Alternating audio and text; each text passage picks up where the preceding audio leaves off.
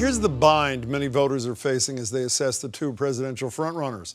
Who do I dislike less? Take a look at this new poll of likely New Hampshire voters from the Boston Herald. Donald Trump has an unfavorable rating of 62%. Hillary Clinton is nipping at his heels with 61% of the voters saying they don't like her. Both candidates are facing situations that could drive those numbers even higher.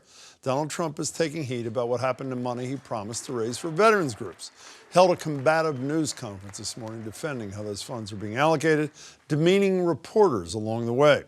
For Hillary Clinton, it's the drip, drip, drip of the email investigation dating back to her days as the nation's top diplomat.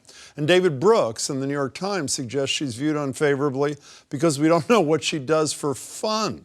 What? So what happens in this race if the voters continue to be turned off by their choices? Joining me today are Adam Riley from WGBH News, Lauren Dezensky from Politico, and Boston Globe editorial writer Joan Venaki. Hi, Joan. Hello, Lauren. And hello, Adam. Hey, so, let's start on the Democratic side, Joan, with you. A lot of people say it's, they don't trust her, and obviously the email situation exacerbated that. I want to read to you, though, from David Brooks' column in the New York Times. I don't know if he was joking or what. Can you tell me what Hillary Clinton does for fun, he writes. Clinton's unpopularity is akin to the unpopularity of a workaholic. Even a socially good vocation can swallow you up and make you lose a sense of your own voice. So is she unpopular because she's a workaholic? Well, I don't know what he wants her to do. Take up gardening, go back to baking cookies, something like that. I think most successful politicians and particularly successful women get where they are because they are workaholics and they do their jobs. And so I don't think that taking up a hobby is going to help her with voters at this point. He never says the word gender in this whole thing, never says sexism. By the way, it is sexist what he wrote, there are 2,400 comments on this story as of this morning. Misogyny is in the first 5 words of half of them. Did he miss the boat here? I mean, even if he's not saying the word sexism or anything like that, that's still implied. I mean, that is dripping from that piece. But he never says it, Adam Riley. He doesn't. I think, well, first off, I think he just had no idea what to write for his column that day and pulled something out of an orifice and came up with that. Beautifully put, thank you. If you look at Clinton's popularity, it's interesting. It's sort of waxed and waned over the years. She's been very popular. When she was Secretary of State, she had like a 66% popularity rating, I think. Do you think the bulk of those 66% could list the things she'd done that Absolutely they were happy not. with? I'll tell you what I have found somewhat off-putting watching her in this campaign cycle is I think her as a candidate and her campaign convey a sense of entitlement. I think their operating principle from the get-go in the Democratic primary has been, as long as we don't screw this up, we've got this thing in the bag, so stay away from voters, stay away from the press asking tough questions, just keep it controlled and you're going to end up in the White House. And it hasn't worked at all. And I think she needs to take a different tack before Trump beats her. So what do you think is pumping up her unfavorable numbers, which is, I just said, at least in New Hampshire, rival Donald Trump's, which is hard to believe? I mean, it's hard to say because this electoral cycle has defied so many expectations. A year ago, we were expecting this to be a coronation between a Bush and a Clinton. The Bush has obviously, disappeared, and the Clinton coronation is really anything but. It's hard to say what Hillary Clinton can do to boost her favorables. I don't think gardening is going to help, though. So why is she unfavorable because of her gender? I mean, the implication. I think there is a sexist piece of it, but the polling also shows that it comes down to this trust question. And crooked Hillary, the term that Trump gave her, is the one that's kind of defining her right now. And as you said in the intro, the email thing is hovering there as a shadow. The IG's report last week didn't help. Who knows what's going to happen now? Until she really handles that, confronts it in a better way, I think she's going to continue to have a problem. One last thing about this. You said a minute ago, Lauren, you don't know how she fixes the thing. What is amazing to me, and I haven't seen every ad on the web and that sort of thing, wouldn't you think if both of your unfavorables are in the 60% range, you might actually do a positive spot that talks about how you help little kids, how you pet baby seals on the head? I'm talking about both of them, by the way. Is there anything positive, or is it just going to be who can drive up the negatives of the opposition even higher? Is that what it's going to be? I mean, to a certain extent, Hillary Clinton saying that she's not Donald Trump is somewhat of a positive message. I'm curious Well, to that's see a how hell of a positive message, isn't it? But again, this cycle is so odd, and I think when we look at Donald Trump and the fact that, like you said before, every single news conference basically is hostile, what can Hillary Clinton do to make herself not Donald Trump, but also make people forget what they hate about Hillary Clinton? She's been trying to put out positive messages throughout the campaign, Like but she what? does it in this wildly synthetic way that makes people snicker. For example, she's just like your abuela speaking in Spanish, showing Latino was a voters. disaster. Total disaster. And again, when it's done, it's not her speaking on her behalf. It's surrogates. It's heavily produced ads and sort of gauzy images. It doesn't work. What would you do? I don't know what I would do if I were Hillary Clinton, Yeah, but but- if I were Donald Trump, I'd keep on doing what he's doing. His image is despicable, and that seems to be the winning image right now. Well, let's talk about what he did today, which I think does nothing but help him in this Exactly. campaign. The only people more unpopular than both candidates? The media. Us. Here he is. This is at a conference about how he's spending that alleged $6 million on veterans, but it obviously turned into something completely different. Here it is. I think the political press is among the most dishonest people that I've ever met. I have to tell you that, okay? I'm not looking for credit, but what I don't want is when I raise millions of dollars, have people say, like this sleazy guy right over here from ABC. He's a sleaze in my book. You're a sleaze because you know the facts.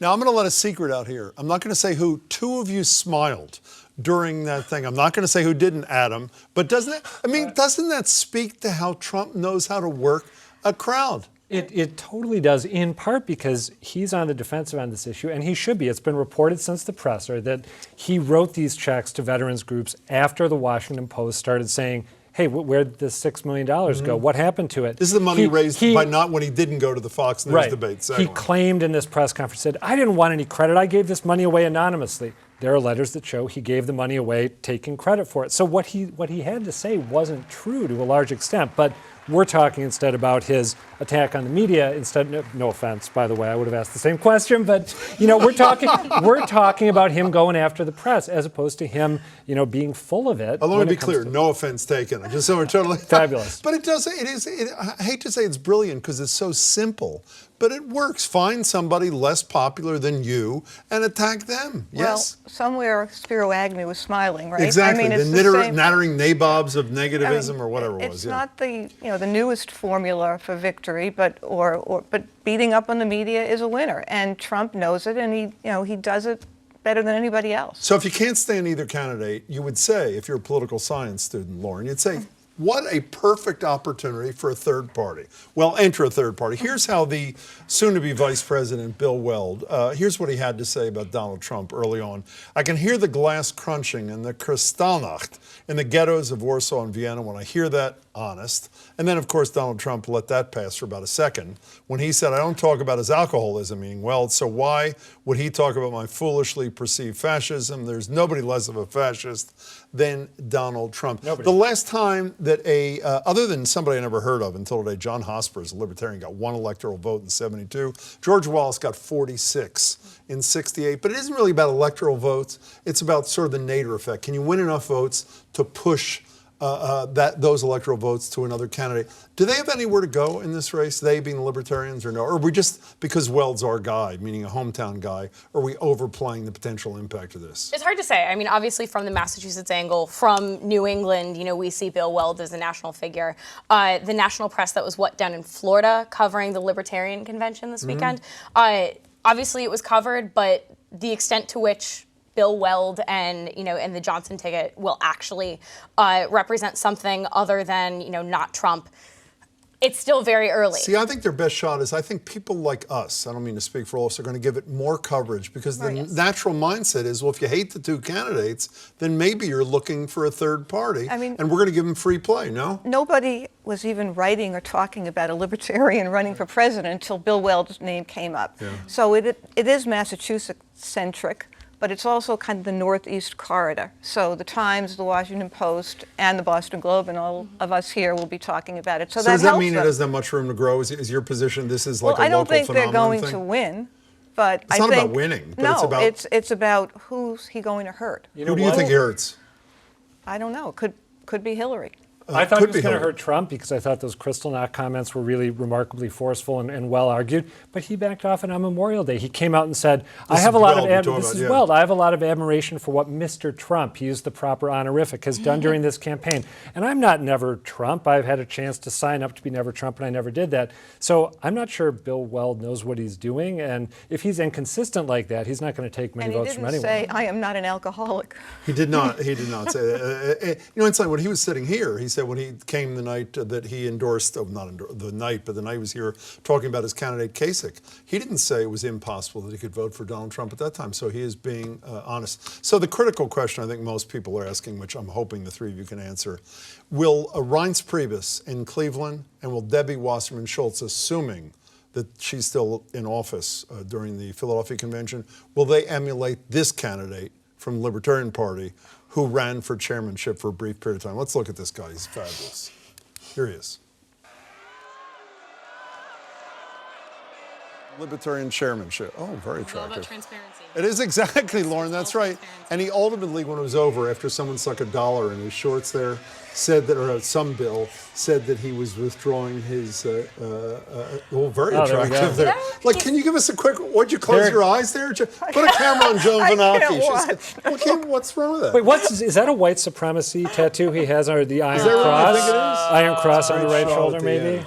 I think he's got great potential. You have anything You to say know, about it's, that? it's actually very Trumpian. You know, look at all of that earned media that he didn't have to pay for. We are still Brilliant. talking about him. That is brilliant, Lauren. Thank you so much. Adam, Lauren. Trump would have had a woman. What? Trump would have had a woman. Thank you. Joan literally went like this during the good to see all three of you.